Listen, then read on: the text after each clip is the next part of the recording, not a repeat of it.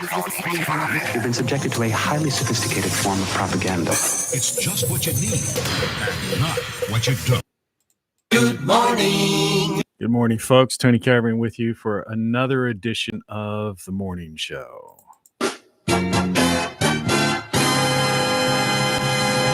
And we're going to kick things off, as usual, with the weather in my neck of the woods. Weekend weather.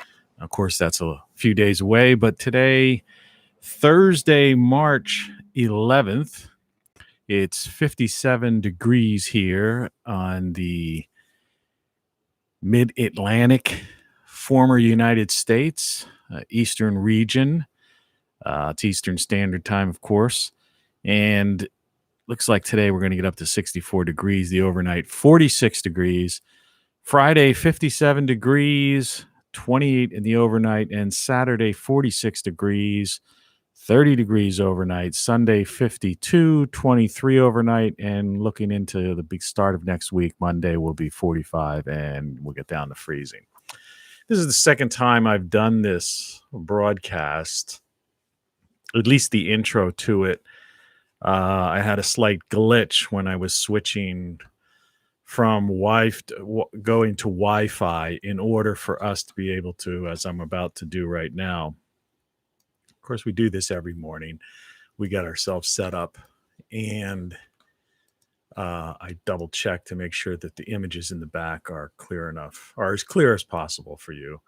And of course, you can see in the background none other than a little bit of Dr. Strangelove, which seems a little more applicable today than even it did back in the 60s. So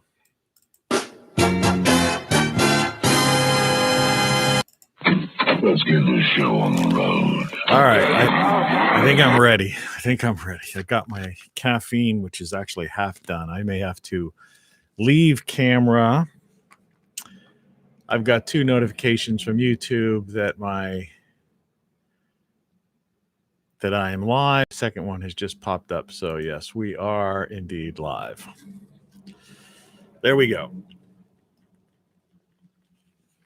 I ordered my morning show mug, the metal version, yesterday, which for those who may be curious, looks something like, if I have I think I have one here to show you just real. I don't make any monetization whatsoever on this broadcast, so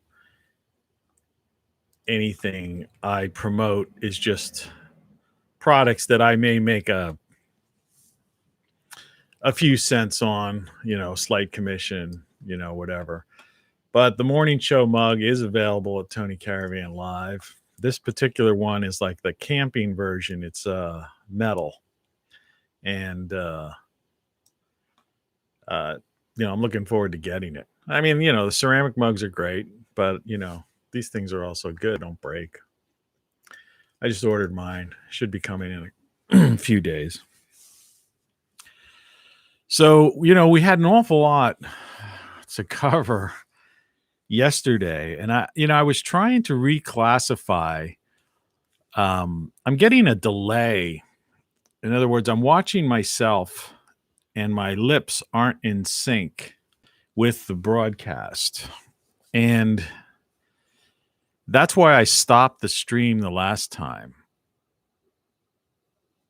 And I'm intentionally doing this, and I see that, so there's some kind of delay I'm experiencing, and it's a little disconcerting, doing this. So I just have to hope that when this thing gets played back, or if you're watching this live, you're not seeing some strange anomaly. And unfortunately, this early in the morning, especially at 5:47 a.m., I don't usually have viewers. It looks like there may be one person out there. If you are brave enough to tell me, is this broadcast coming in clear to you I would appreciate that. Now, testing my mouth. 1, 2, 3. That seems to have corrected itself. So perhaps it was just an anomaly to begin with, or maybe the YouTube gremlins caught on to that. I'm also hoping that I'm not getting a click, from an overmodulation popping. Now, this is on this microphone. You could barely see it, but if I put my arm here, it's the top of my microphone. You talk at the top of the microphone, your voice is clear. You talk down here, and it's a little bit low. We're broadcasting live from. Anyway, I was going to try to put. I was hoping they would have a category for like, philosophy and ideas. This is categorized under people and vlogs, I think. They might say blogs. I think it might be vlog. And which is fine because, obviously I'm a character and this show is, look how this thing began. We're 6 minutes into it and I'm just, just still messing around with stuff. So it's a Tony Caravan show for sure. So in that regard, yeah, that's people and vlogs. But, as we work into the topics, I just, to me, it seems more as if we're getting into it's a discussion of ideas, concepts. There's another category they have out there is news and politics. But, while we're critical on this show of politics and the news, to me, the news is all about selling used cars, and politics is just a cult personality and has become the new pop culture, as you've heard me say 100 times. I still don't see this as that kind of program because for me, both of those things are just overemphasized in our society right now, especially in the discussion I want to get in today. And some of the serious discussions that we've had over the past 2 days. I think 2 shows ago was a little more serious than yesterday's show, but I think both of those shows taken, in concert, and perhaps even the prior show to that, 3 shows, you have over 6 to 7 hours of, of a lot of territory covered on what's really going on in the world today. Intermixed with this kind of nonsense and the goofiness that, comes with it. I mean, after all, it is just, it's me and, I clown around a little bit. And, since I'm live and it's not really rehearsed, I just jump on the camera and do what I do. And I'm not trying to, nobody's putting makeup on my face or anything weird like that. I'm looking in this direction when I probably should be looking like at you here, but that's a whole different story. At some point, I'm going to go off camera and grab another one of these because of my false start today. I'm running low on caffeine. Now I got this thing. I'm going to hold this up. See if you can read this. Do not destroy official document. Okay. And what you can't read is congressional district, blah, blah, blah, document tracking. Please respond by March 29th. You have been selected to represent voters in such and such a district. Enclosed, please find documents registered in your name to represent voters. So you're not only being scammed by the credit card companies, which I brought up on several of the previous shows, but this whole political diversion thing, you're being scammed. And you always know it's a scam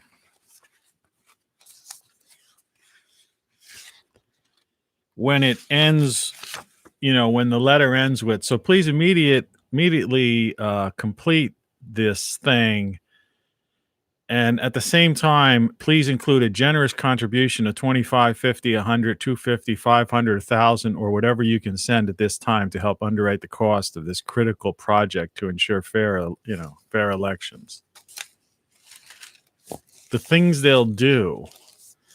And like I say, obviously,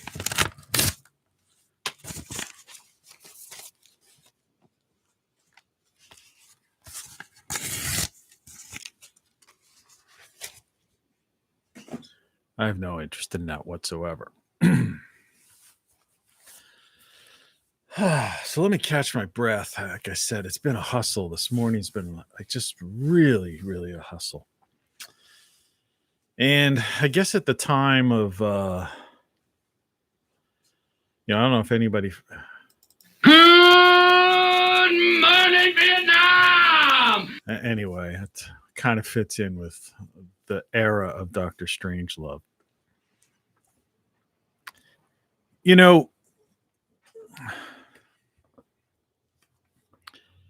When I talk about the corporatocracy and that today the world is basically run by a corporatocracy with this unholy alliance, or like I call unholy trinity, not so much, just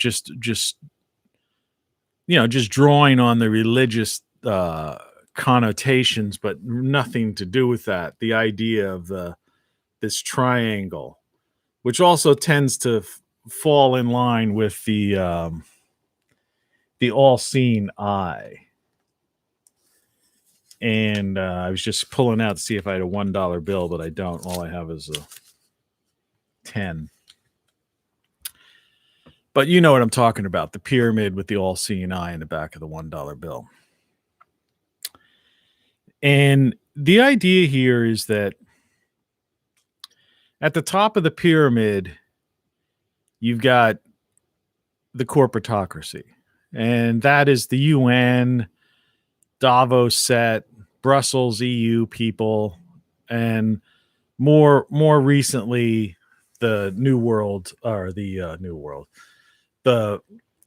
World Economic Forum, because it's actually the old world order that's trying to seize back power. And this so-called Great Reset, which we've all heard about, ad nauseum, particularly even on this channel. And one of the things that, bears constant repeating is this unholy alliance. And I haven't what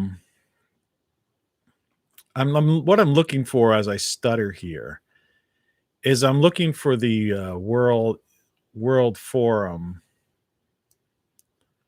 slide I had up yesterday with Xi from the Communist Party, and I just want to bring that up while I talk. And I should have been better prepared, and I apologize for that. I know your time is valuable, but let me find this, because it's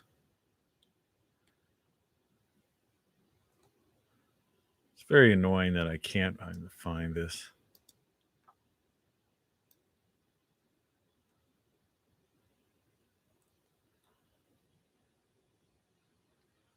I can't believe it. I apologize for this. It's very it has to be there. EU Brussels.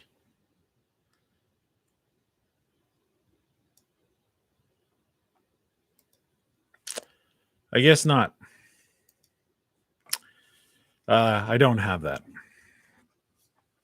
And my voice seems to be caught in another one of these strange delay things again, where I'm no longer in real time. So I don't know if that has to do with me taxing my computer, and if that's a problem. But I'm just not going to pay attention to myself, and perhaps this whole show may be a wash.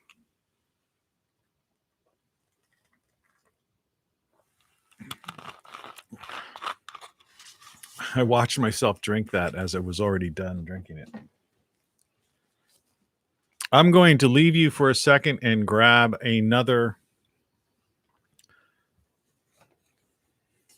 drink, and I'll be right back. 2 shakes of a tail. So you found us. What is it trying to tell us? No strings, no catch. You own everything. Now stay tuned to Rock Flux.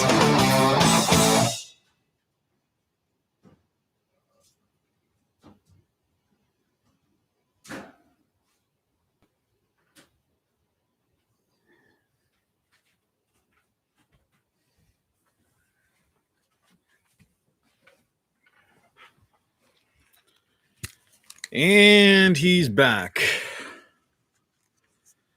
Delayed broadcast and all. Watching myself put on my headgear, and it's already on. So let's hope for the best. I don't know what's eating up my RAM, but something is. And so you have this triangle, and it's being delayed. It's hard for me to even show you the slides and talk. But at the top is the corporatocracy. On one side is the communist Chinese, and on the other side is the intelligence agencies, various intelligence agencies. Mostly in the U.S., but that would include like the Mossad and British intelligence and various other intelligence agencies from around the world. But the key word is that they're megalomaniacs. And,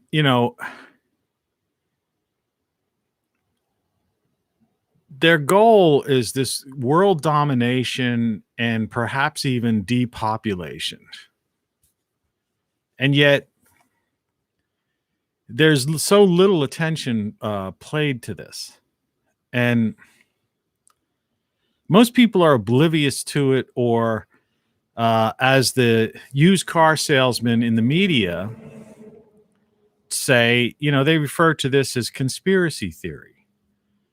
But they, more so than anyone else, actually know that this is far from any kind of conspiracy theory, that it's conspiracy fact. And and that's the pickle that we're in right now. And so, and why I've said many times that knowing that these megalomaniacs, this old world order, this unholy alliance of 3 of the most nefarious, categorical groups are vying for power in the world. And while they have this temporary alliance, their ultimate goal is to one of them to emerge as the new new leader. And that's the scary part. And that's where we are right now. We have a puppet president, someone who is, I'm adjusting my chair, someone who clearly has mental problems, mental deficiencies. And the corporatocracy seems to have free reign. Western civilization has collapsed, and the U.S. has irreconcilable difference among its citizenry. And so where do we go from here? Most of the people on the planet are more concerned with this, you know, holding the little black mirror and texting. And whatever happens to be on the device is considered the most gospel truth, factual. That's it. And that's generation now. And there are those out there that are still have some sort of hope that there's going to be some sort of, that the answer is in politics or media. But it's not. The answer's pretty plain to see that most of generation now has no interest in it. And they're so disconnected. When you take a guy like, say, Mitch McConnell, or even Joe Biden, for example, these, octogenarians are close to it. And then you take a person like a girl in her early 20s, right? They've got voter registration now. There's all kinds of things in this new bill that's pending that, we may well be, we may be seeing high school seniors voting in coming elections. And people, and eventually it just registering online, and I don't know, somehow maybe eventually it'll come to the phone, and that way big tech will have total control over, over how things are, and they'll create what I called in the last couple of videos, this witchcraft, this glamour. If you understand that, which if you've watched the last couple episodes, you should. This veil across the people's eyes, the glamour. And so that's why when I say politics is dead, and politics has become like pop culture to a certain class of people. But it's not pop culture to those under a certain age.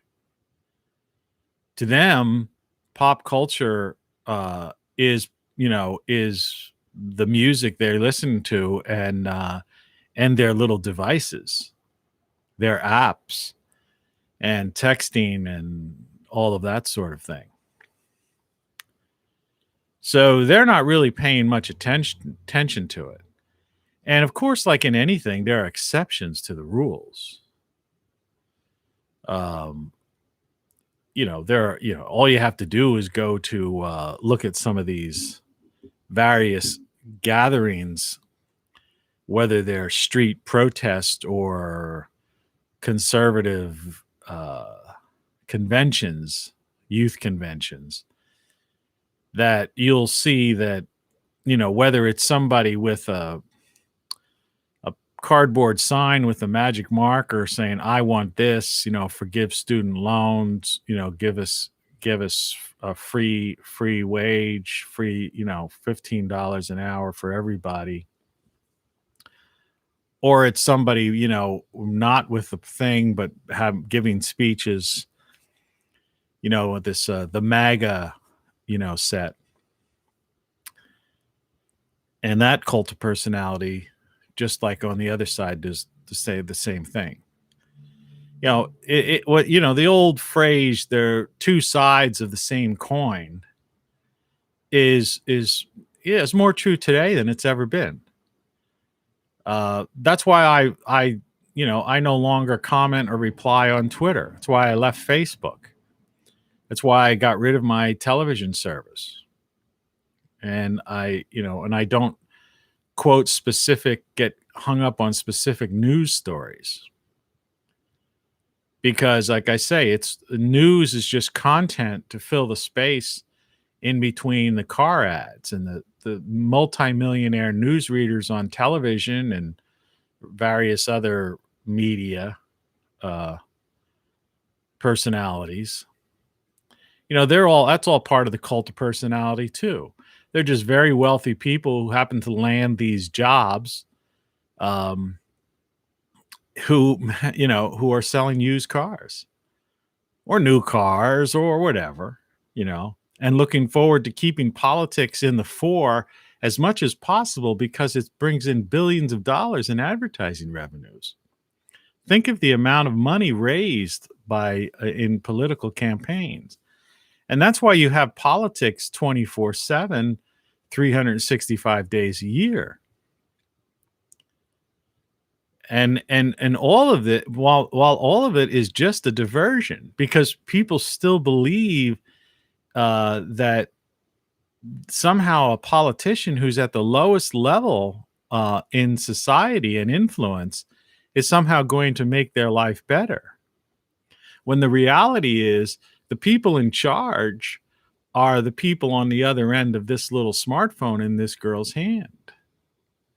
And this particular girl,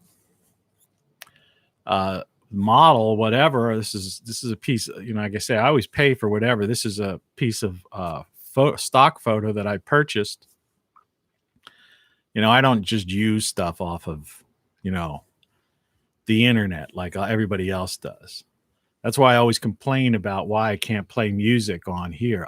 By the way, I have a link in the description. Yesterday, I talked about a song by Steppenwolf from a live album, Steppenwolf Live, and it was called Monster.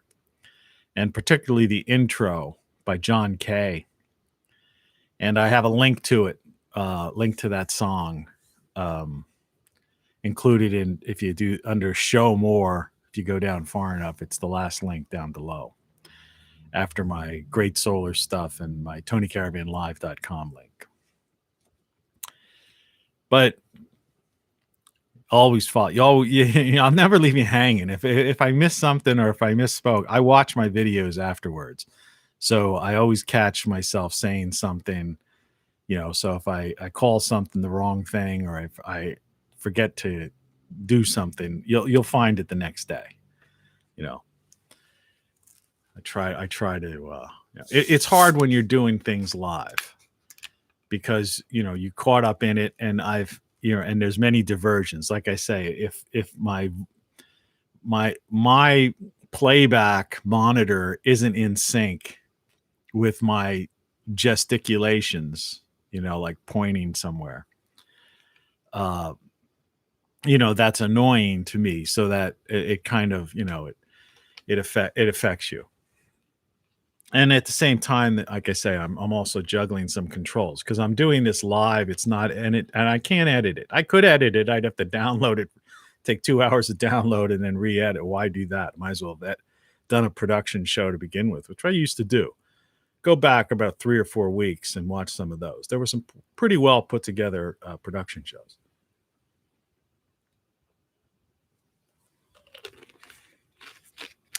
But the future is here. And not from a sense the way the media and the politicians look at it. This type of person is oblivious to what's going on in the world right now. She may be dealing with a dating app. She may be just texting her friends. She could be leaning outside of a place. Hey, where are you guys? I'm here already. She could be talking to her, texting or, to her boyfriend. She could be playing part of some kind of game thing. I don't think so in this instance. She could be checking, the news, which again, I think this particular demographic would not necessarily do that. Not me. I mean, I'm just guessing from the way this was. Remember, this is a stock photo I purchased. So, this is a pose. And so this is an intentionally trying to the idea, I guess, behind this would be to utilize this photo to market, that demographic for something, for sales purposes.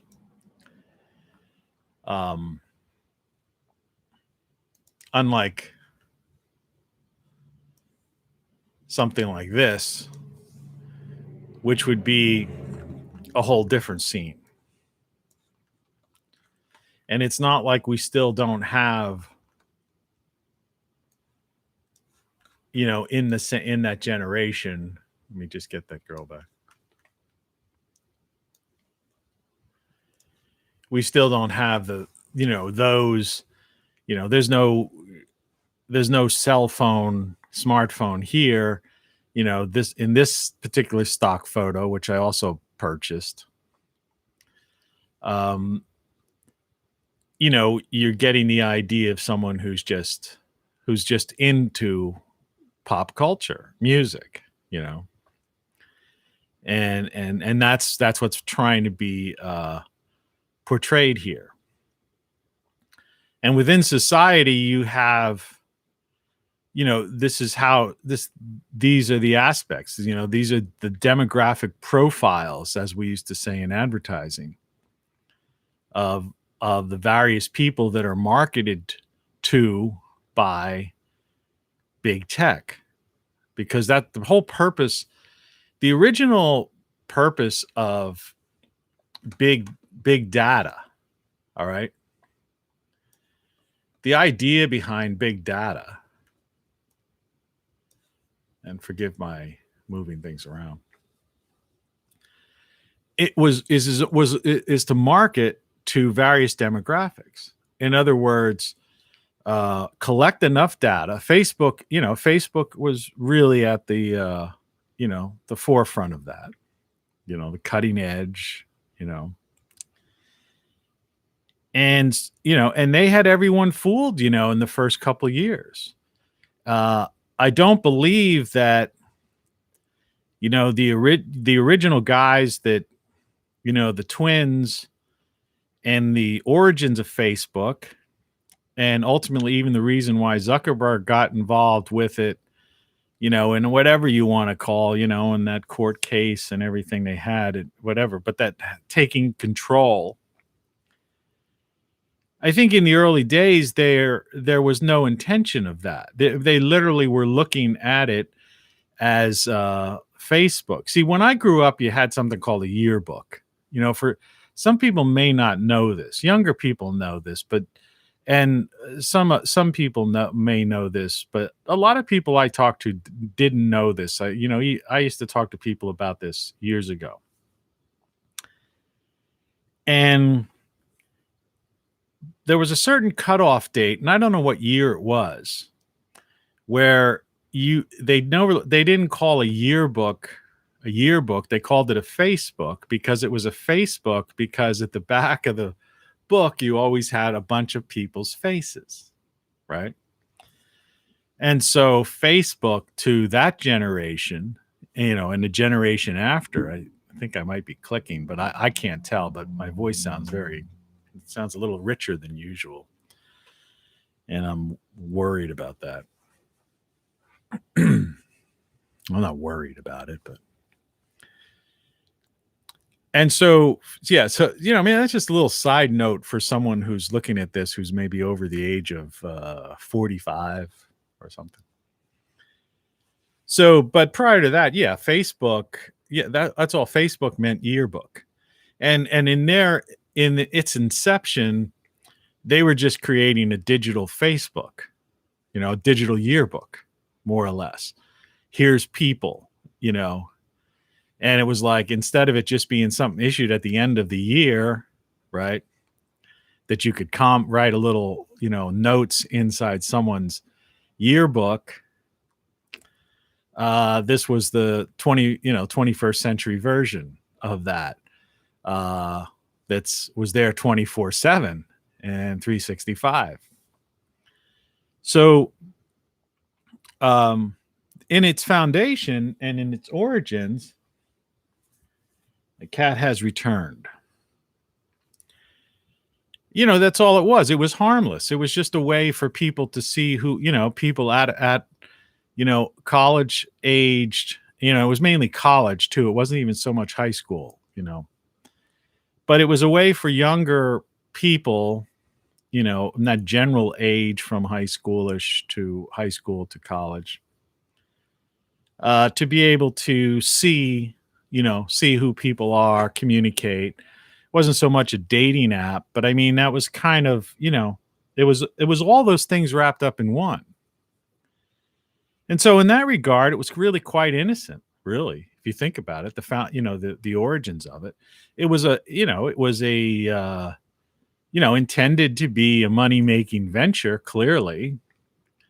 The goal was to bring in get as many people to sign on and use the service, the app, whatever, website, / app.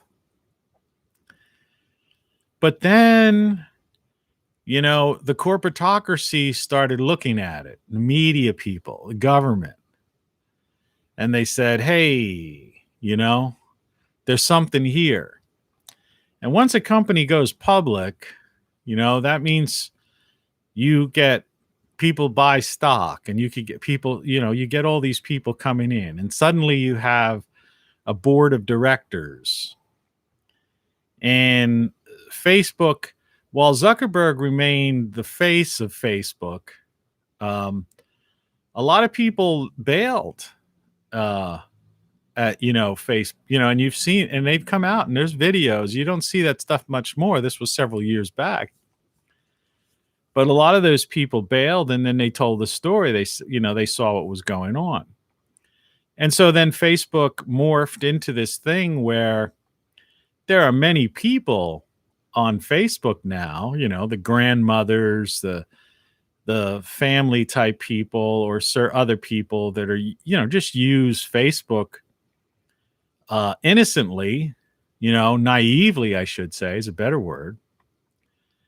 And they're just sharing photos, and here's our summer vacation. Businesses are on there trying to sell their used cars. And and then there's other people, and trying to push ideas and things. If I were a Facebooker, I would probably have this video also simulcasted on Facebook, but because of obviously the content, my criticisms, Facebook might deem this not appropriate. But that's not what I'm trying to get at. That's not the point here. The point here is demographics. All right. In other words, once the powers that be, got their dirty hands on Facebook, big data, and they realized there was more money in collecting this data and creating demographic profiles of all of the people who were on Facebook, that's where the real money was. And as always, the government looked at it and goes like, we go through all the effort and all the bureaucrats, all everything we do, and we can't even scratch the surface of compiling this amount of data on this large amount of people. So you had, that's the beginning of an unholy alliance right there. That was the unholy alliance between the corporatocracy and the so-called deep state or intel community. And, and that exists to this day. So remember, I'm a former creative director. I'm a guy who spent better part of his life in and out of advertising, promotion, marketing in some way, shape, or form, even while I was moved into the entertainment realm and publishing world and all that. That's all interconnected, right? It's all about marketing, demographics, right?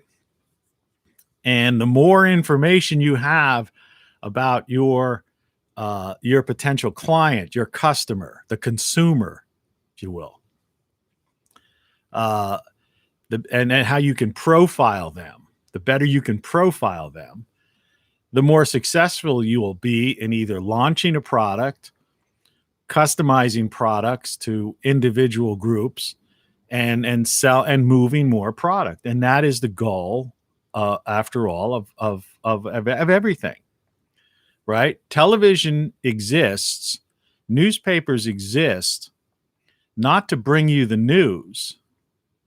They exist in order to make a profit, and their profit comes from advertising. Even PBS, if you notice now, has more sponsors and commercial like advertisements on their programs. The newspapers are filled with, like I say, used car, full page car ads. They're selling, the local papers are used cars, literally the biggest advertisers. And the local TV stations are selling cars. When they're not political ads, they're mostly car ads. Used to be chain restaurant ads and stuff like that, or they're selling big pharma drugs. And as I say many times, you'll see constant ads for some new drug all over across the country on every station. And then 2 years later, you'll see law firm ads telling you that drug is either killed somebody or has all these bad side effects.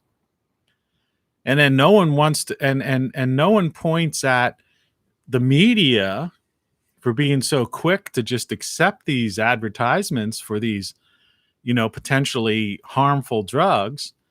But then no one ever dares, or even, like I say, they're clueless, they're naive, goes back to say, well, don't we have a thing called the Food and Drug Administration that actually approved that drug for market? Right?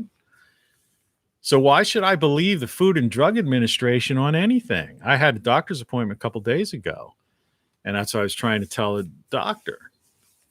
He was trying, I said, I don't trust the government. This isn't conspiracy theory. This is like, it's on TV every day. I would say to you, I don't have television anymore because I get tired of it. I get tired of the commercials, the length of the commercials, over the years they've gotten longer. Commercial breaks have gotten so long now. You could take a bathroom break, go in the kitchen, make yourself a sandwich and come back. And, and the show still hasn't come on. I was talking to my mother.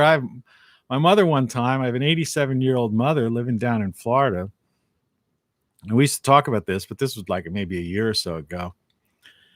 And, because, she, television, when you're that old, that's all you really have. Television is basically your friend. She lives alone. My father died years ago. And, but, we talked about it. She goes, yeah. She goes, sometimes the commercial breaks are so long, I forgot what story was. Right. And, she's a sharp mind. It's not like it's not like a Biden thing. It's true. It's like, wait a second, that's a long break. It's like, where were we? That's why sometimes they almost, you notice at the end of the commercial, they have this flash of like where it ended right before, because they know that. But that's all media is. Media is just selling stuff to you. And government just wants to know everything about you. That's why I don't understand, how the bureaucracy in DC, how they haven't literally just fired half, or 2/3 of the people, working for the CIA, NSA, and various other alphabet agencies, even the FBI, because they obviously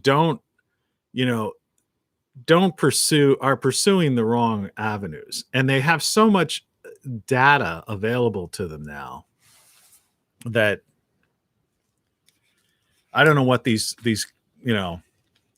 clerical workers are doing, right?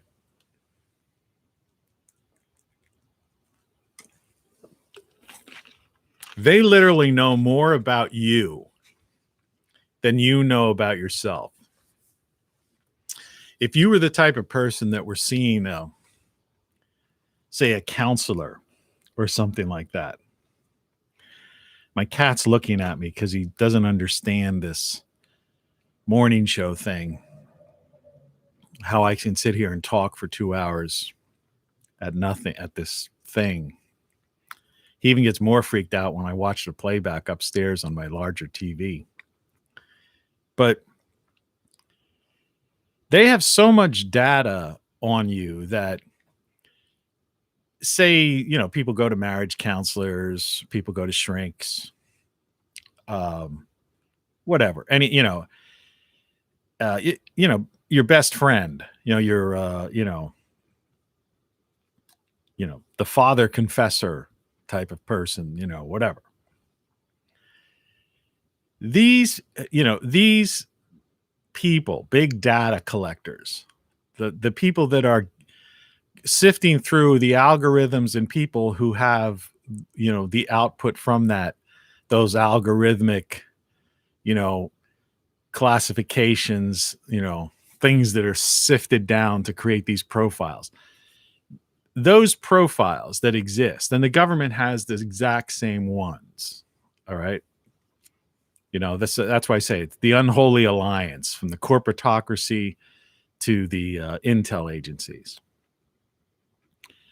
They have such detailed profiles on people because of social media that they know more about you than your parent, your spouse, your best friend, BFF, or a trained psychologist or counselor, psychologist.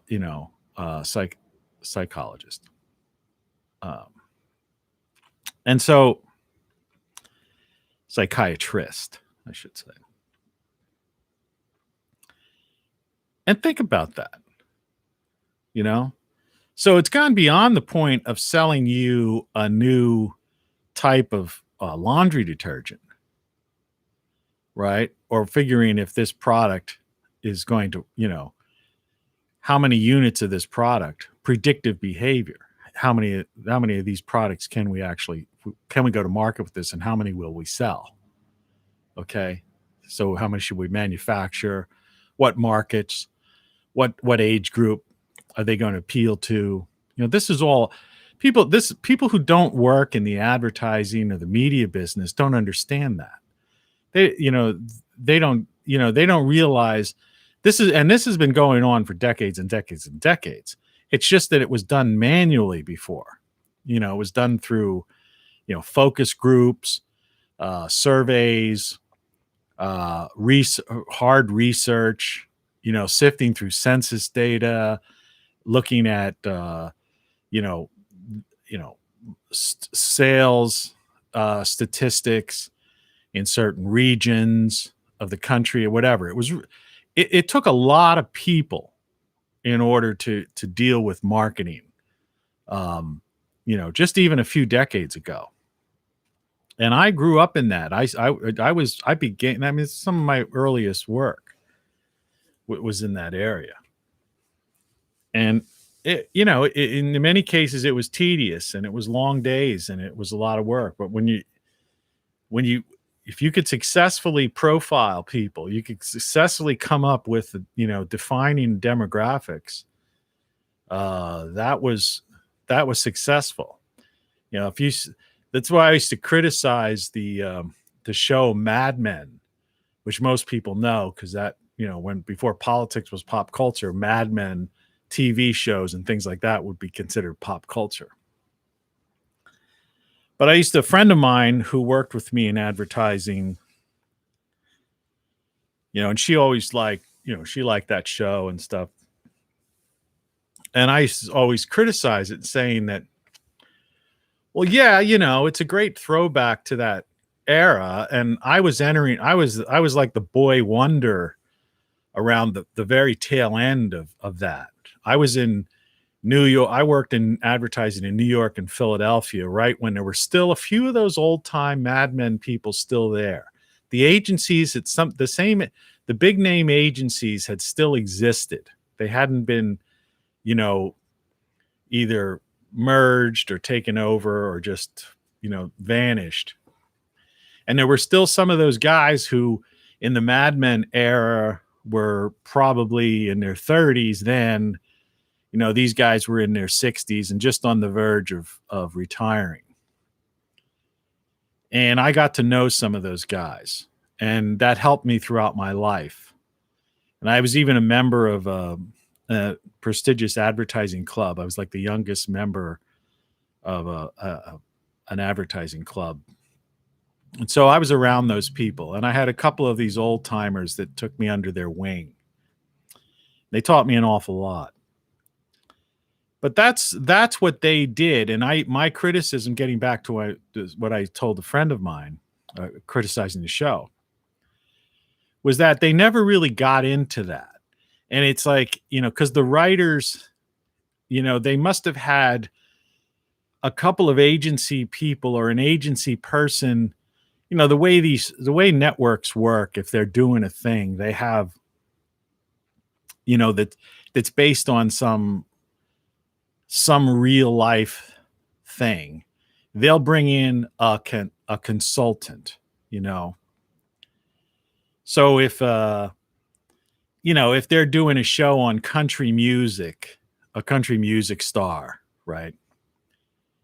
So they'll have a writing team, but they'll have like a country music person consultant, or they may even have somebody on the writing staff that has some connection with that. But, that's how they do it. In the old days, before the military actually funded, which military funds a lot of television, government and media actually funds a lot of television and movies. People don't know that. But in the old days, at the very least, if they were doing something, this is post-World War. In World War, those shows, those movies were propagandists. The military was right in there. Okay. They were almost military productions, just utilizing the studio system. But, in that interim in between post-World War II type of thing, after the buy bonds era, for those who understand what I'm talking about, if you were doing a military movie, there would be a military consultant. So just so you would get things right, so the writers would write something and there'd be somebody there going, no, they wouldn't do that. Or they wouldn't say it that way. They would use this terminology. It'd be like, it's like FBI. They would say, well, no, in real life, they don't call them FBI agents. They call them officers. Right. Little things like that the average person doesn't know. People still don't know that one. And so, but what happened was, that was pop culture. And Mad Men, in advertising, and this all ties together because everything's about them going after your mind, them altering your mind, like I say, the witchcraft from that movie, The Craft, or the TV show, The Glamour. All right. To put this veil across you to make you see what's not really there.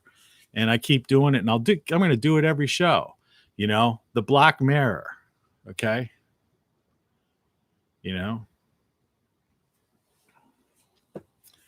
All of these old ancient, hypnotic, mesmerizing, ways of deceiving people, controlling, manipulation methods of control.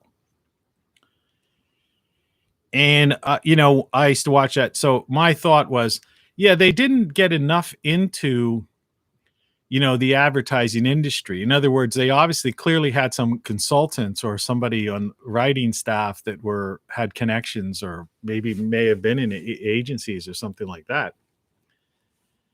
But I was disappointed, and I thought it would have only made the series better if there would have been more authenticity to it. But clearly they made a decision not to. And I thought the series as it went on went downhill. You know, and I don't know. That was just me personally. But then again, I spent a lifetime in that world, and so I have the right to say that. That world still exists. It's just big data now. And they no longer need to do focus groups. They no longer need to have rows and rows of people, you know, floors in office buildings, skyscrapers, sifting through sales data and things of that nature. They know it instantaneously. They know the demographic profile of their potential consumer, the desired consumer, is already known to them.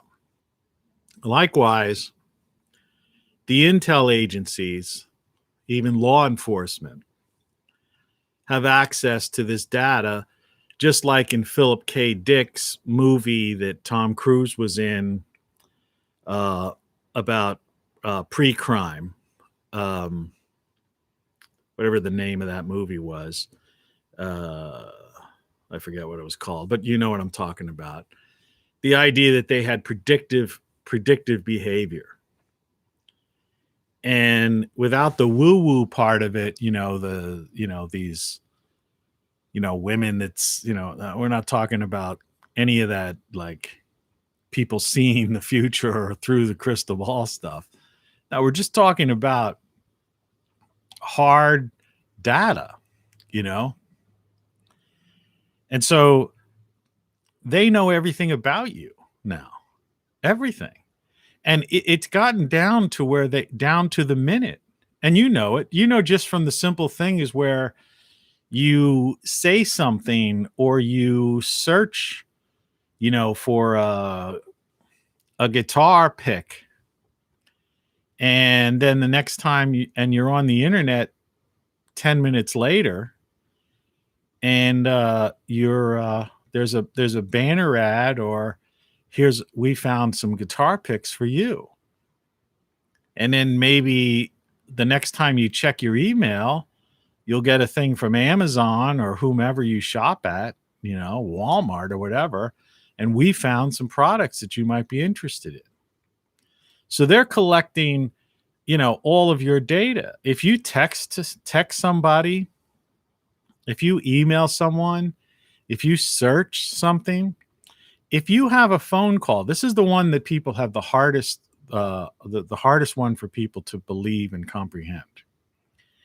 If you talk to somebody on the phone about I need my toilet or my sink is clogged, and I'm wondering, I bought that particular brand of drain unclogger and that didn't work. I don't know what to do, right?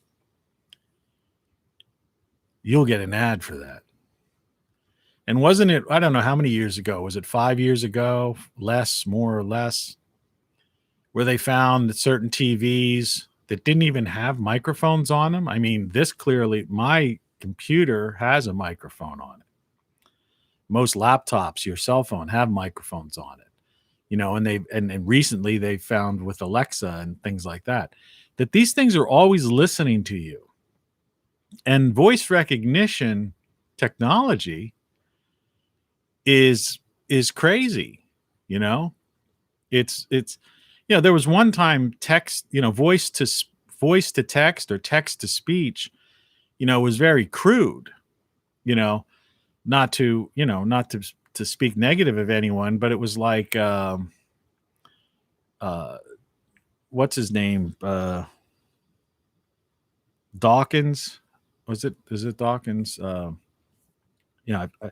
don't know. I wonder if I'm losing my mind. I hope I'm not. My father had Alzheimer's. I hope I'm not developing it. It's 6:42 in the morning. I'm drinking caffeine, but I don't know. I'm not as sharp. I'm as sharp as a whistle as I used to be. But I'm going to keep going. I think I have too much, sometimes I think there's like too much, almost so much information you can stuff in your brain. And especially when you're doing something live, it's like,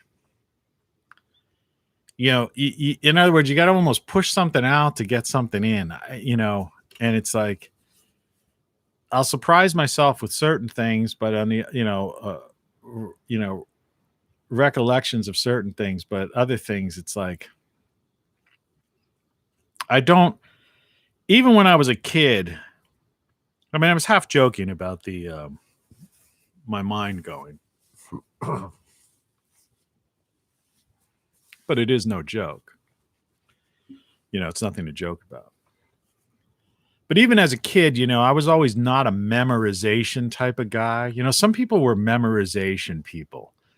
They found it real easy to memorize their times tables, or if you had to memorize some kind of poem or something weird in grade school, or then, guys who got into certain sports statistics, and they could just rattle off, everyone's batting average, all that kind of stuff.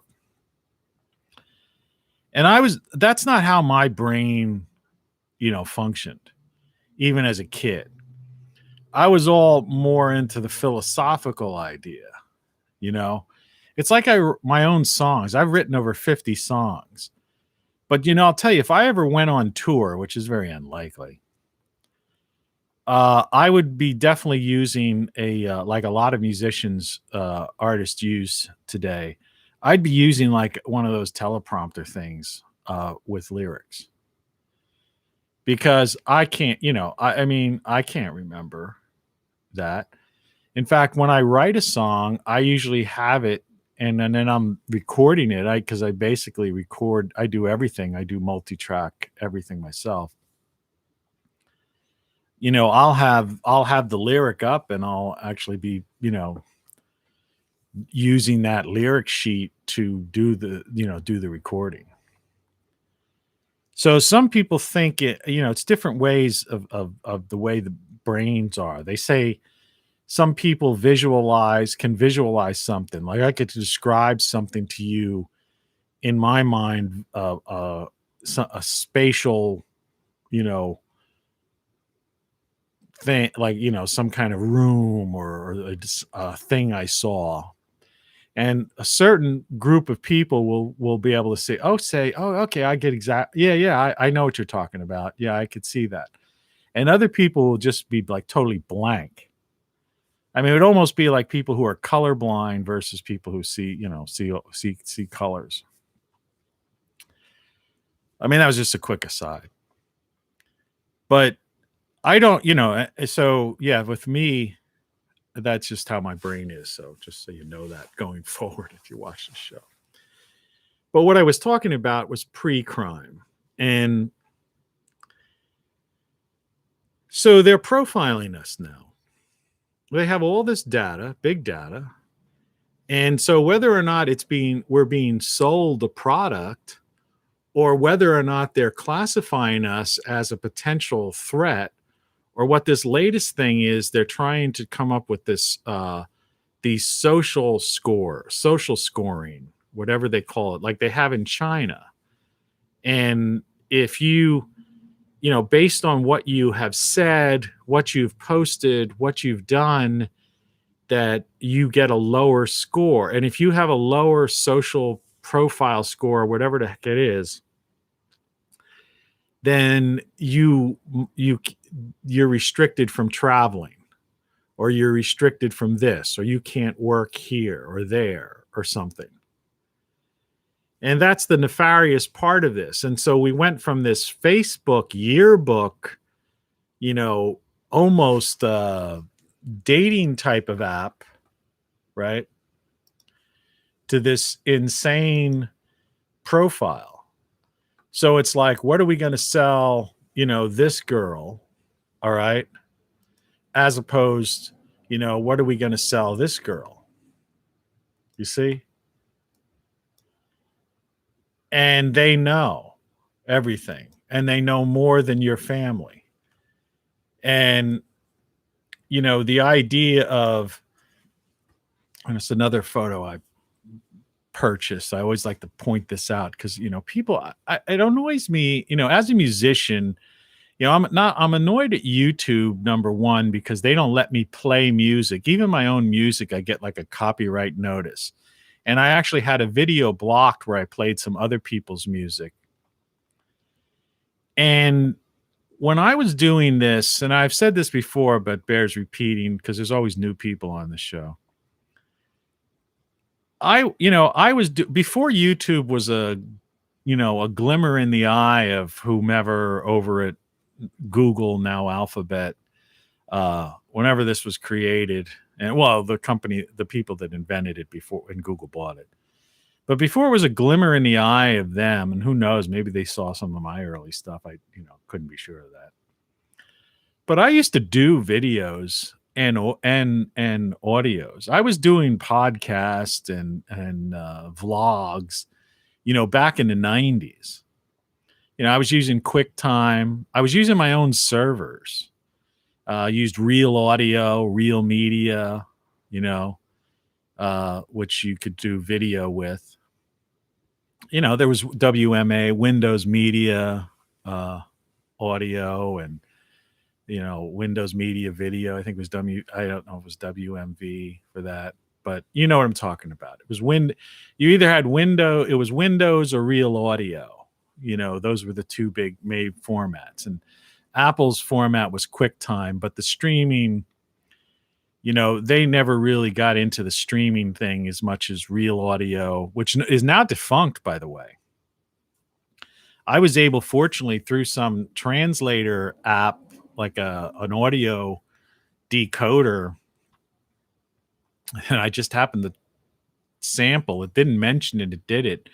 But I changed a suffix from a .ra, which was a traditional Real Audio file, to the .rm, put it in this thing, and I actually was able to convert it to an MP3.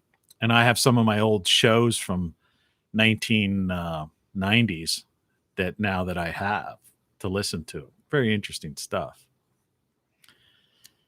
But, you used to have to post, if you were like I would have to post the title of the show, on a link on my website, and it would be, whatever, this show is, Tony Caravan live in Dystopia, and next to it would be the RA link, Real Audio link, and then the Windows Media link, because if you had a Windows computer, for some reason, Windows Media was built into it, and the average person wouldn't know how, wasn't about to go through. People weren't, and to this day, they still aren't computer literate. People aren't really that computer literate. And unless there's a wizard or it automatically comes with your system, people aren't good at doing something that isn't defined, by the device they have. So in other words, if you have an Android smartphone versus a Apple iPhone, you're more likely to just, use what you're given or what's available at that app store, Google Play App Store, or the iPhone Apple Store App Store. But but you can do a million different things. In other words, you could turn any website, if you have an iPhone, you could turn any website into an app by just save to home screen, I think it is. And it'll, even if that person has an icon in their webpage, it'll even show up as an icon in an app. People don't know that. And you can make any website. Anyone could make like an HTML app, technically. I've done that for a lot of people.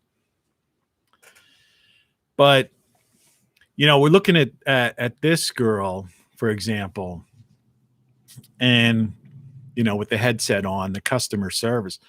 Well, she's all, but that's a dinosaur in today's society, because we have, chatbots and customer service. So at one point people were, and they still do today, that we export customer service to foreign countries where it's cheap labor, which you would think that alone, people would be in an uproar about, and the media would cover it, but they don't, and so that's loss of all kinds of jobs, is when we exported our customer service. And I'm somebody, because I deal with so many different things, that I can honestly say 8 out of 10 or 9 out of 10 times I call customer service. And once you get through the chatbot, because that's what nowadays, the first thing you get is the chatbot. In fact, some places you can't even talk to a person. And so you have to start text, you have to have a text thing. And that's that's AI. That's an algorithmic thing.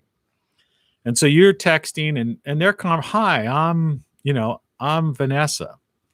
And, what can I help you with today? That's what comes in. And you go, well, you're sending me a bill for $191 and I canceled my service 3-4 months ago and returned the set-top box. So how could you be charging me and telling me that my service is going to be discontinued when I basically canceled the service 3 or 4 months ago and sent you the box? And excuse me. And here's the receipt number from the shipping number, and here's the serial number of the box, and here's verification that I've done this, right? And let me see if I can help you with that, right? And then eventually they'll come back. We'll have to connect you with another person, right? And then you're chatting, and you chat with someone, I guess, that's in one of these foreign countries or whatever. And then ultimately they'll realize they can't resolve it, and they'll say, call this number. Then you call that number in customer service, and you get someone in a foreign country.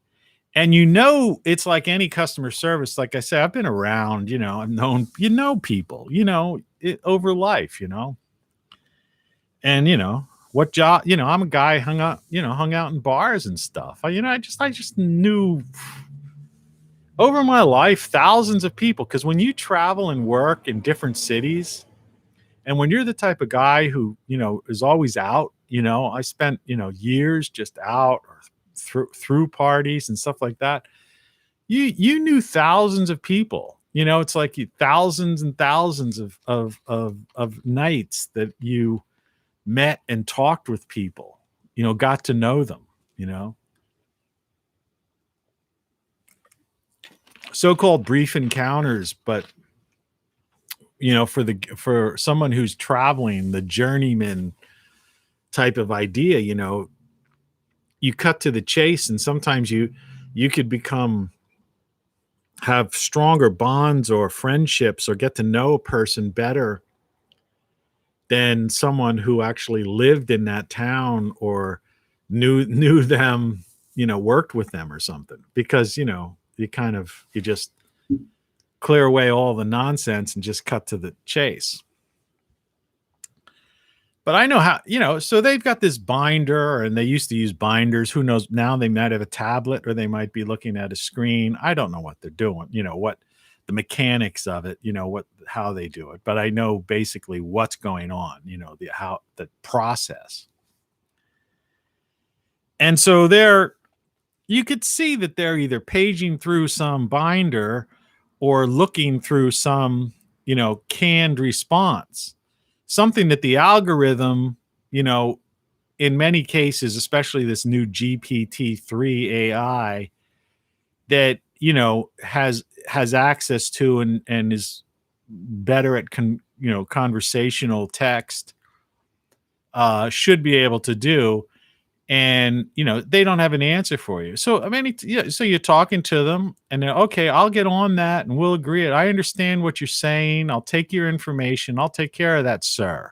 Thank you for using such and such and being a customer. We appreciate it. 2 weeks later, I got an email.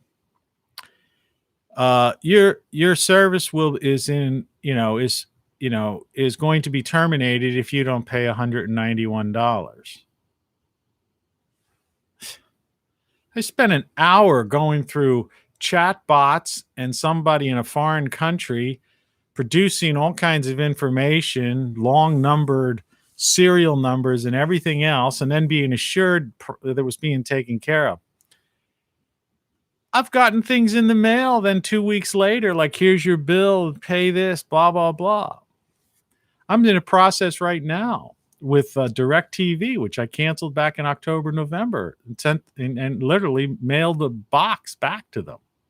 Have the receipt right over here.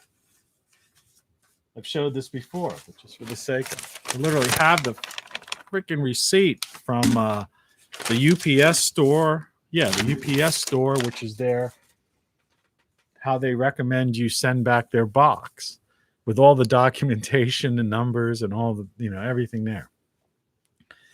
And like I've said in a previous video, that's going to end up in collection. I don't care about a credit anymore because I got rid of all my credit cards. I have still, all I do is keep a debit card or two. But yeah, so this girl, this person, girl, or a guy, the male version of that, those jobs are obsolete. They've been replaced by algorithms, and the next generation of AI will just totally, because the current version you can talk to, and my computer seems to be operating somewhat reasonably now, like I'm in sync. I could see that my voice, in monitoring my voice, it seems to be in sync. So I don't want to open up another app, so I apologize to that. It's the year 2021, and I'm telling you, the things I was doing in the 90s on older computers were faster and better. Even like dark mode, which emerged in the past couple of years, and everybody's got into dark mode on their computers. I had a thing for that back in like 1995 or 1996, and it was a better control of dark mode because not only could you make everything dark, but you can make it different colors. You can make it like red or blue, but you could control the color of the the pull down menus and stuff, and and have things transparent and different. I mean, it was crazy, and it didn't crash your system or anything. So I look at these people making six figures at all these companies, these hanger-ons. It's like this girl, these jobs are obsolete. That's why I don't understand why they're bringing, why they're pushing mass immigration into the US. It's like we already legally bring in about 1 million people a year. And I don't know why they want to open the floodgates and bring in more people, because we're at a point right now that AI and algorithms are literally going to put this girl and the tens of thousands, if not hundreds of thousands of people in that job that are still doing this in the US out of work. And all of those workers, all those people that are, pencil pushers, I used to call them, but, data monkeys, bureaucrats in DC, whether they're in the Intel community or just government bureaucrat, general government bureaucrats. Those people are all unnecessary as well. And the only reason they're hanging in there is because they're in like some government union, where it's harder to fire them. It's like that thing with the VA. They had all these abusive people in the VA, and the VA and vets weren't getting treated right, but they couldn't fire them because they were protected, because they were under like this civil service, some kind of thing that was pushed through Congress to keep the bureaucracy big. But there's no need for them now. They're just outdated. And that's one of those things, in this so-called, this like Trinity, this unholy Trinity alliance with a corporatocracy. I didn't get into the Chinese communist today, but I mean the Intel and the bureaucrat system. Remember, you don't see me in this triangle that I'm trying to explain. There's no government listed there. Okay. I know elected officials, because the elected officials are down here. You know what? The president isn't the leader of the free world because there is no free world anymore. Western civilization is gone, long gone. I mean, just look at Europe and look at the US now. And like I say, you have irreconcilable differences. All we have are authoritarian governors, and territories. So it's not just, I'm going to repeat this. You've heard this before. It's not red state, blue state, Republican, Democrat, excuse me, MAGA, left wing, AOC or something like that.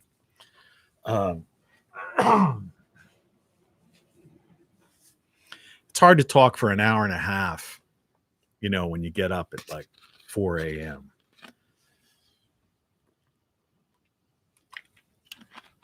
That's why when they record albums, most albums, music is recorded late in the day. La, la, la, la, la, la, la. Yeah. Because your voice, the morning voice is not good in the morning. I apologize for that. But as I always say, I'm just a human being, I'm like you. And so they have, so these people are dinosaurs and they haven't gotten rid of them yet. And no one's addressing the idea that what's to come.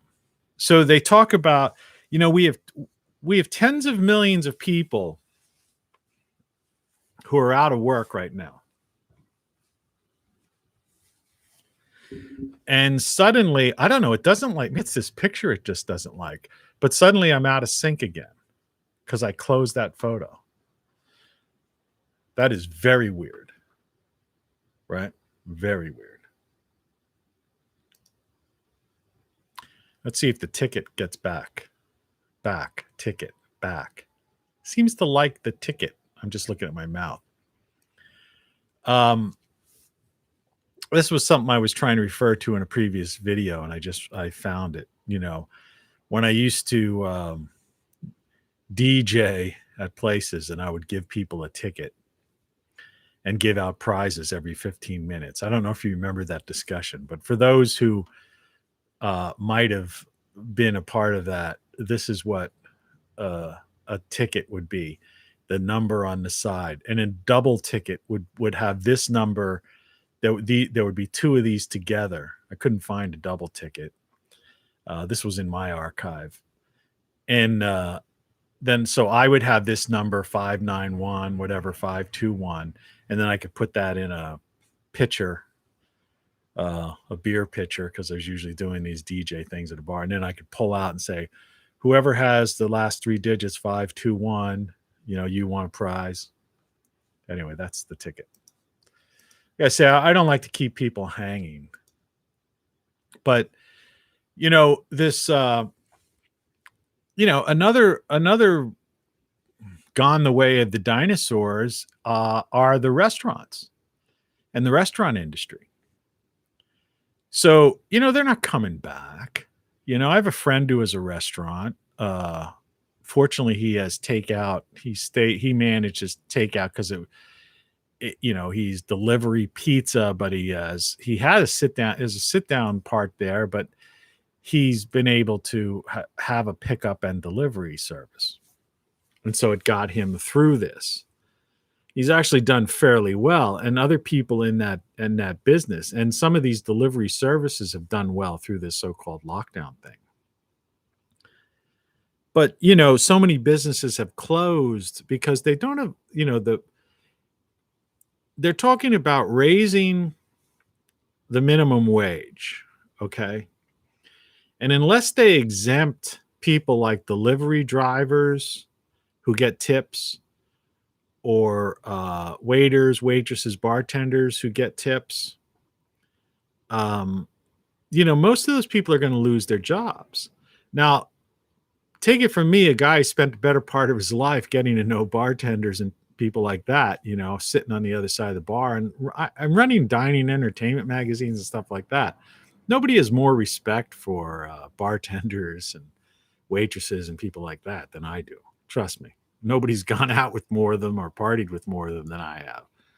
all over the country. And some of my best friends, that's people I hung out with. But I used to know girls who tended bar, that would make ridiculous amounts of money. I mean, a good week, topped on to a weekend, they were bringing in over, $1,000 or more a week, so you're talking about, most people making $50,000 a year. And this is like, 10 years ago, tending bar or something like that. Now, people like that don't need a $15 an hour wage, but if you work in a small place, and you've got these cheap people leaving you a 20-cent tip, somebody leaves you pocket change, after your meal, yeah, you're struggling. And, in many cases, a person like that's like a single mom or something has to take on a second job because of some cheap bastard won't leave them a 20% tip, 15 or 20% tip, a couple bucks, But the problem, the dilemma, I guess it would be better to say, is that if the owner of the restaurant had to pay out double, right now the minimum wage in a lot of places is somewhere in the $7 to $8 range, I think. If the owner of that smaller restaurant that may have 3 waitresses or something like that, short order cook, busboy. I was a busboy when I was younger. I was a short order cook, when I was a teen. So I could speak to these things, honestly. I've done, I've worn every hat under the sun. I worked my way up, I worked, I was a working guy. But you have to look at like the guy who's running that small business.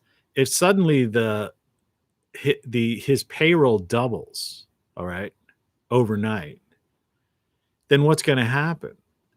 Well, that's called overhead, and so those are your fixed costs. So there's 2 ways of dealing with that. One, you basically cut the hours of the employees or get rid of an employee or 2 in order to maintain those costs, because your whole structure of your business, in order to make your payments, the rental of the property, the purchase of inventory, the electric bills, your fixed and variable costs as it is in business. These things, the fixed costs are set, right? The variable costs now that are up for play. The other alternative would be for them to raise the price of the products, so in this case, we would talk about, say, a diner. So if you have 4 employees or so or more, say 5 employees, say you got a couple waitresses, a hostess, or a couple waitresses, a busboy, and a short order cook. All right. I mean, your cook's probably already making good money. Your chef, cook / chef, whatever. Your manager's probably already making decent amount of money. All right. But, the waiter, they're the people who are getting tips, and sometimes like the busboy, the waitresses would give them a small percentage of their tip. And so you were kind of working a little bit on the tip thing too. Just like the bartenders would give what they call the bar backs, the people who are constantly like refilling the ice and, bringing up the bottles, hooking up new kegs, that kind of stuff. That's all a bar back, that they would give a percentage, to the bar back, small percentage, but at least it was, it's all in the tip world. But, like I say, in small businesses, not in big businesses, there's ways of handling that and dealing with it. And also it doesn't matter, if it's a big, if it's a restaurant that's serving wine, fine wines, like that place where Gavin Newsom went, where you're talking, where you get, the $1,000, $100 meals, $1,000, group meals, multi-$1,000, well, that's a different story, because the type of person going there, doesn't care if a steak costs $24.95 or $27.95 or even $35, right? Once you get into the 6-figure level and above, and some of these people are in the 7 figures, but when you get into the mid 6 figures or even low 6 figures, the idea that the prices of an item isn't, unless you're living above your means, like you're house poor or something weird like that. But that's not widespread. So you can absorb a cost. So those kind of restaurants and even boutiques and certain retail outlets and stuff, they can that cater, and this all gets back to the demographics, profiling, right? The left side of the triangle, the corporatocracy and the intel agencies, this big data collection, right, profiling part. Once when you get into a certain level, it doesn't matter. But what it matters is that most jobs are small businesses. That's like the bread and butter. Remember, in a country of, like I said yesterday, 350 million, maybe as low as 330 million, but somewhere in that range. All right. If it is just 330 million. And spread, they talk about the coastal cities versus the flyover states. Well, the most of America is the flyover states.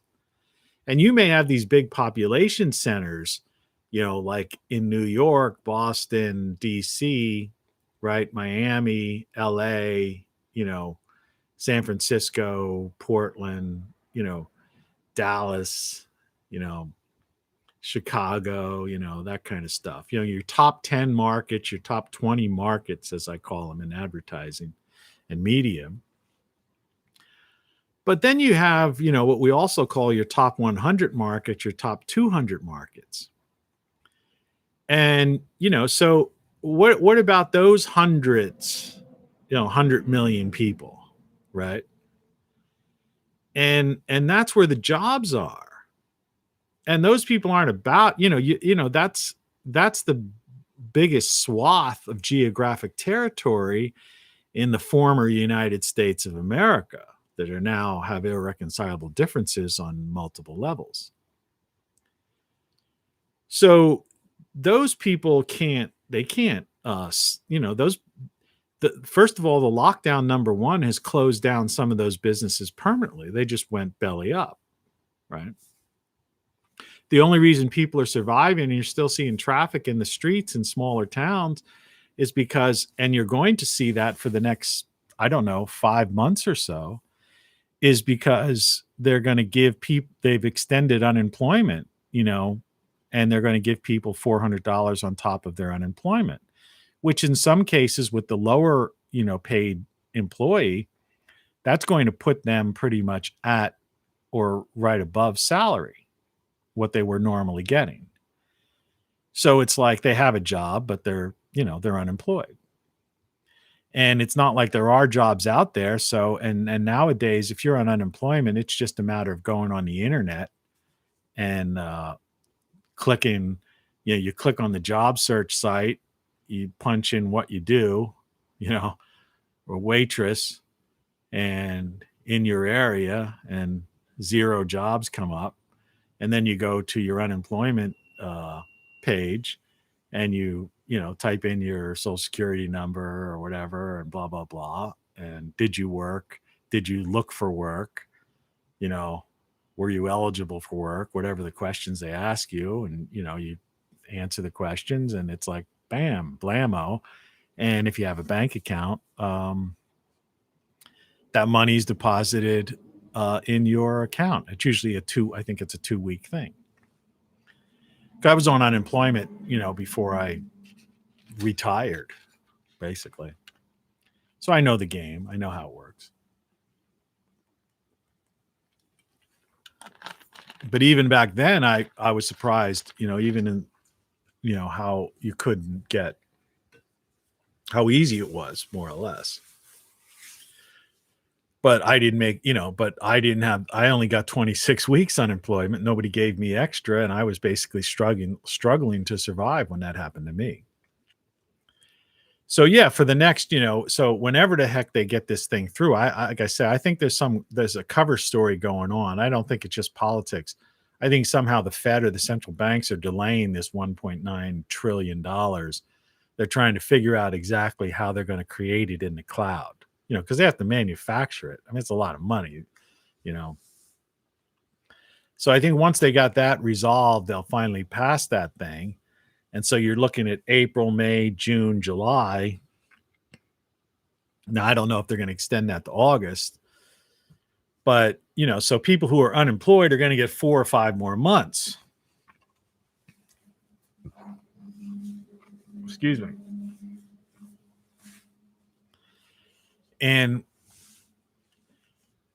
so you're going to keep the traffic will keep up and people will still be buying stuff. It's a consumerism society. So people are, so those who are lucky enough to own a delivery pizza shop or, the McDonald's drive-throughs and all that kind of stuff. Yeah, they'll do good for another 5 or 6 months, maybe, until that dries up. The $1,400, what people are going to do with that. The average person, they're not going to go to Great Solar Stuff like down in Texas and buy one of my, let's see if I have it here. I didn't bother putting it up this time, so I'm not going to worry about it. But greatsolarstuff.com, I've shown you before, one of my power packs. Go to the show more thing and click on greatsolarstuff.com and get yourself a portable, chargeable power pack that can be charged either by solar or an AC adapter in your home or in your car. So if the power goes out due to a storm or some kind of event, you'll be able to charge your cell phone, use your laptop, even use appliances, depending on how much money you spend. They come in various wattages. All right. I wonder how many people are going to be smart enough to do that. Or are they just going to go on a spending spree? $1,400. Oh, the used car sales lot. Where do you see the ads once that passes? all the used car ads. Come on in, just for $1,000 down. We've got this, that, the other. The car sales went up last year. The last time they gave the $1,200 out. Because people are fools like that, and they want that bright and shiny object. They want that, they're they're brainwashed by these, the glamour, the consumerism, the used car salespeople. And instead of saying, hey, look, we're heading towards some pretty bleak times ahead. I really ought to use this $1,400 to do something that's going to have longer term repercussions on my survival. Like in my case, I intend to be buying a lot of soil and things for my garden so I can produce food and things related to that, things to better make my house, things more efficiently, operate. I'm getting one of those things you can hold in your hand, power packs. That's what I'm going to get myself. Just I practice what I preach. And so if this doesn't mess up my my syncing here, talking, yeah, I'm going to get one of these things that you can plug. You could, you could go to this thing and plug an appliance into it, or charge your cell phone or run your laptop, run your computer on it. I'm going to do that. And I recommend you do it too. Go to my site, Great Solar Stuff. Hey, greatsolarstuff.com. I mean, I'll be lucky if I make $1 or $2, commission on it. But, I turned you on to it. Like I always say, have some respect for the guy who turned you on to these things. A lot of times what happens is with people, pardon me, it's like a guy like me turns you on to something. Then they just go to Amazon themselves and they, and then they buy it not using your link.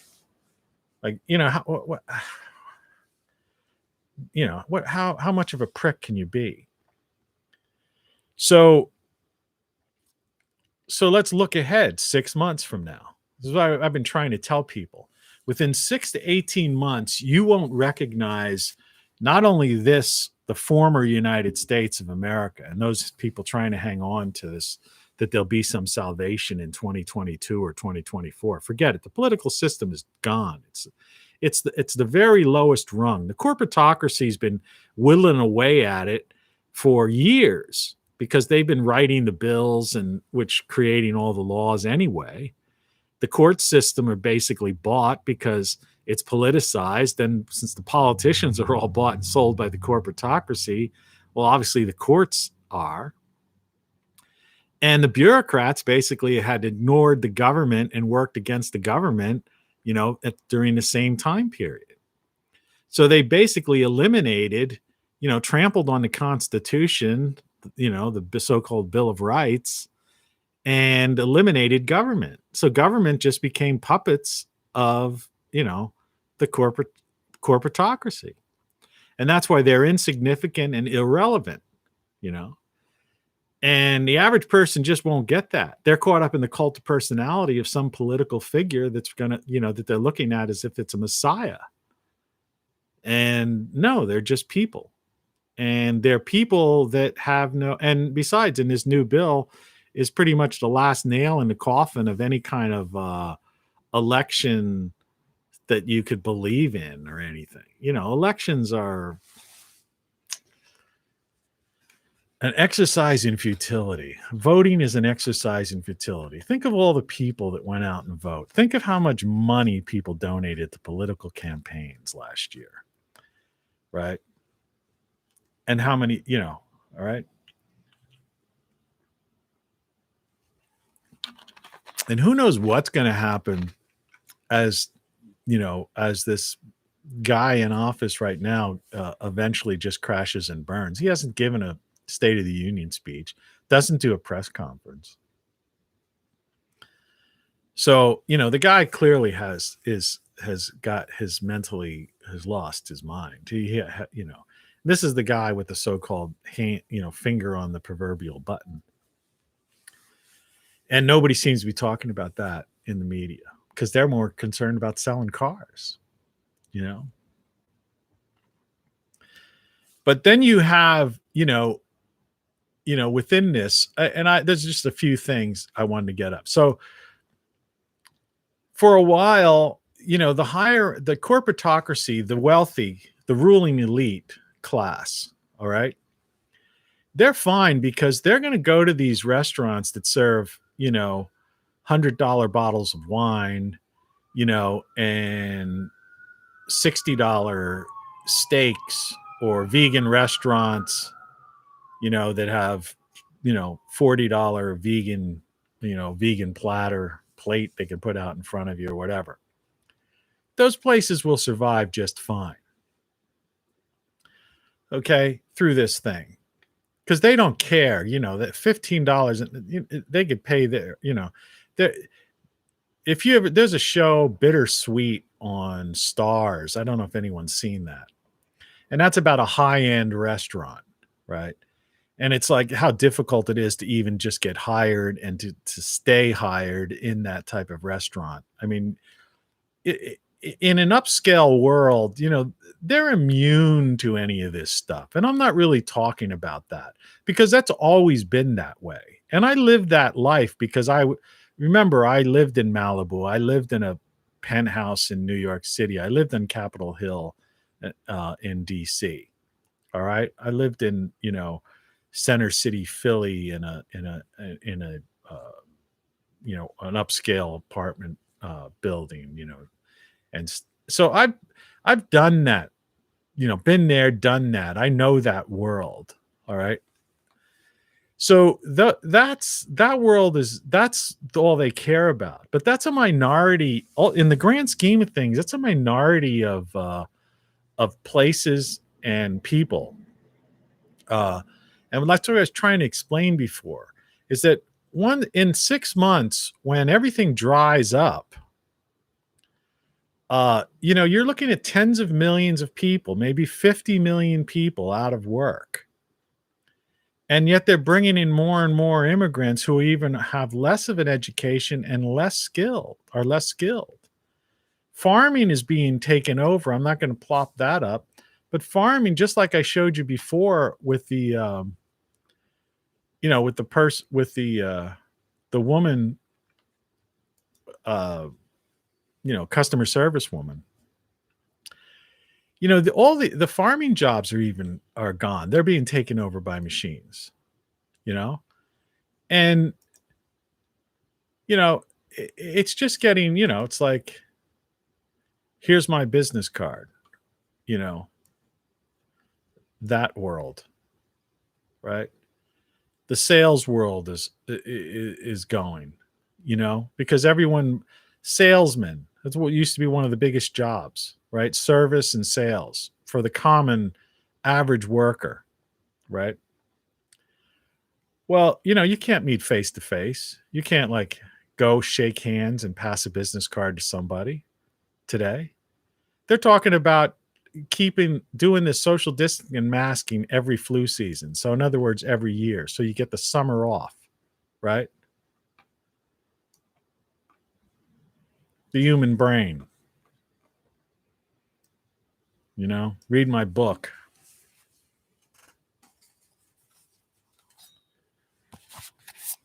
Codex deals with this,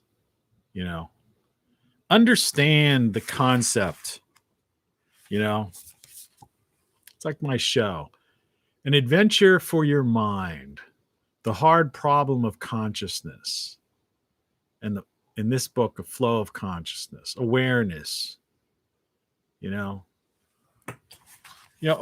expand your mind in a sense of, all that book does is, it gets you thinking and understanding the difference between the human brain and consciousness. It gets you thinking that way. And the idea that this brain can be manipulated. You have 5 senses, which makes you human, but that they're using their big data, whatever, to put the glamour over you and mess with your brains. They're taking advantage of your senses, right? It's no different than sugar with a kid, the candy taste. It's loud music at a concert. It's the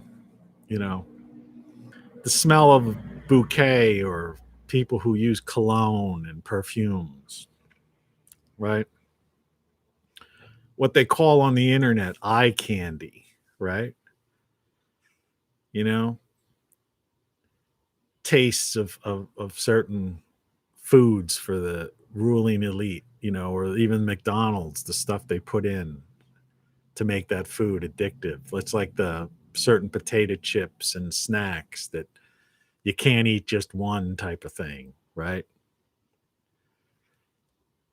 All of these things, the senses that they use. Forget about the sense of touch and feel, because you can't get close to a person. right? So they're trying to, like, I don't know what the game is with that, but I think that's part of their depopulation and then population control. They don't want us embracing and, you know, making love using our the biggest organ, our senses, our skin. And they sure as heck don't want this. You know, they don't want us living the good life, enjoying, you know, the beaches and just laying out. I bought, you know, I paid for this stock photo too. So I pay my way. They don't want that for us. They don't want us to relax, you know, without a cell phone, right? You know, to be a part of nature, right? Just on the beach, laying in the sun, listening next to the sound of the surf, you know. Maybe a guy, you know, her partner is going to be in the next couple minutes, you know, running up and splashing some water on her, and the two of them will embrace and kiss, you know, whatever. They don't want that for people. But you have to make sure that you get that, okay? You know, because they can't take that away from us. That's the thing. This guy wants to take it away from us, right? Just like, you know, this is just like a flashback, you know, to like some 60s beach party type of idea. It's really hard to see, unfortunately, but I think you get it there. Somebody playing a guitar, people dancing, girls on some guy's shoulder, you know, all that kind of crazy stuff, you know. Fun, right? Fun, fun. Because remember, we talked about yesterday, no fun allowed. And at that same time, you know, this is an old jukebox, right? And the idea of people, you know, just living, you know, decoupling from odd technology and just living life. And then you've got the whole green, this green movement that uses the word green, but doesn't realize that everything they stand for is anti blue skies, sunshine, and green growth. You know, the CO2 is responsible for the growth, right? And you need fossil fuels, those organic fuels that we take out of the earth, organic, that allow us to feed the people of the country and feed the world, because they run the heavy equipment that does the farming, right? They fix the roads, the bridges. They run the fire truck. Those fuels run fire trucks, ambulances, cranes, skid steers, you know, everything, any kind of equipment, bulldozers, dump trucks, right? You know, front end loaders, you know, any kind of heavy equipment that's in every town in America, doing stuff to keep society running, repairing things, fixing things, building, you know, it's like there's a total ignorance to the idea that, and how clean this country has become, where we don't have, you know, where it's places like Beijing, communist China, the other, you know, part of that triangle I didn't bother getting into today because I'm running late, that they're the ones that have smog and pollution and 1.5 billion people and stuff. But in America, we're way ahead of the game. You know, we had smog in the 60s and 70s. We had litter in the 60s and the 70s. But for the most part, we cleaned up our act. You know, most of our smokestack industry, you know, as they call it, is kicking out, you know, just steam water vapor. We filter everything. We filter our plants. Our appliances are energy efficient, have been for decades. These other countries don't do that. So instead, you've got a bunch of megalomaniacs, the corporatocracy, the people who are meeting. This is the people at Davos. This is the people of the World Economic Forum. All right. This is the people who are putting together, the Great Reset. These are the people that brought down Western civilization already and who have taken out the U.S. All right. The military industrial complex is running the Pentagon and the media. The patriots who are trying to work to save America, give their lives and limbs for freedom of America, have been played by these people. Okay? Played by these people. And they come home, and vast numbers of them, tens of thousands, commit suicide, right? And they come home and they find out that they don't have freedom. They don't trust the government anymore. They can't, they don't, it's like, what was it all about?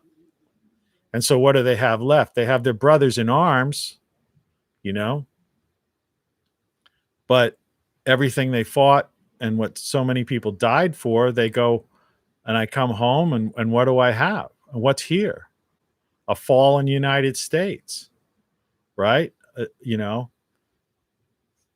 Irreconcilable differences, a bunch of authoritarian governors, running this like it's just some kind of like their territories.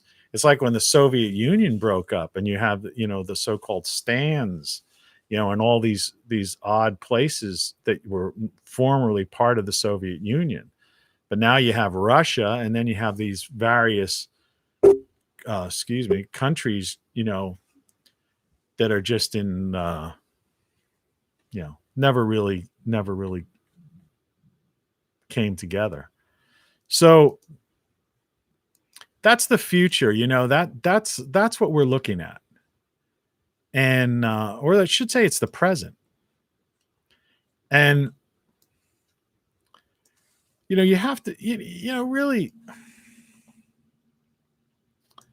we don't need to see my doppelganger on here. The show is just about over. So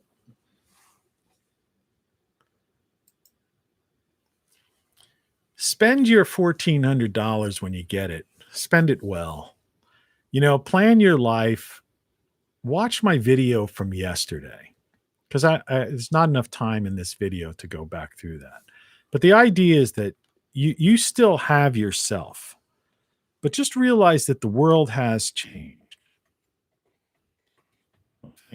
Thanks for watching, everyone. Now or in the future. But just because things have changed, just because the empire has fallen, it doesn't mean that your life is over.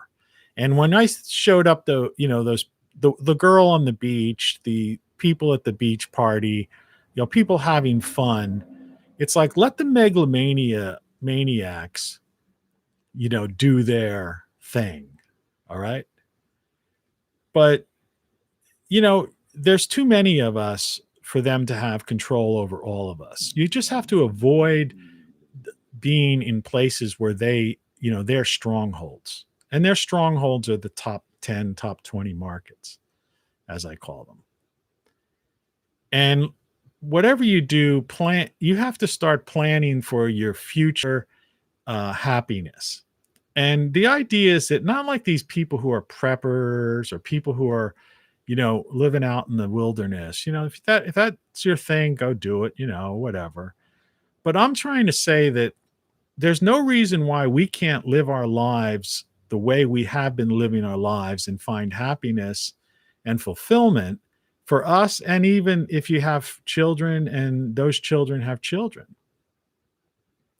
it's just a matter of focusing and understanding that there is a corporatocracy, that there is this war going on between the 1.5 million communist Chinese, the corporatocracy, and the intel communities and the bureaucracy that have all toppled the Western civilization and the U.S. government elected government as we've known it.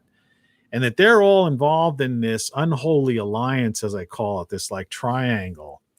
And they have the all-seeing eye because they've got the corporatocracy has control of, they are big tech, they are big data, they are big pharma, they are big ag, they are the military industrial complex. Okay.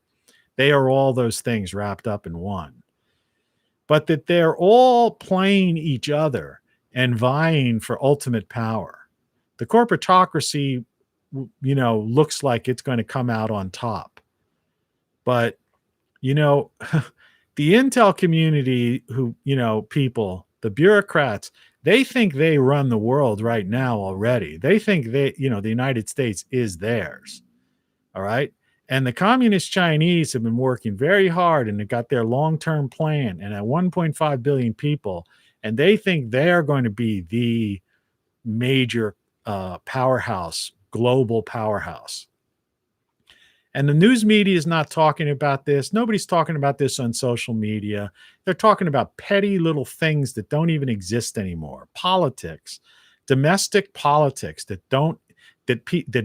these people are irrelevant and insignificant. And you have to open your mind to understand that going forward. And that it's possible to live a good life. Really, it's possible to live a good life. Look at me. All right. In other words, you can cut your expenses by 1/5. You can live well. You could grow food if you don't have to grow food. But you can live your life and find places to live or cut down and not be a fool, not fall for the glamour, the witchcraft glamour, not let your life be ruled by the black mirror, all right? Magic mirror.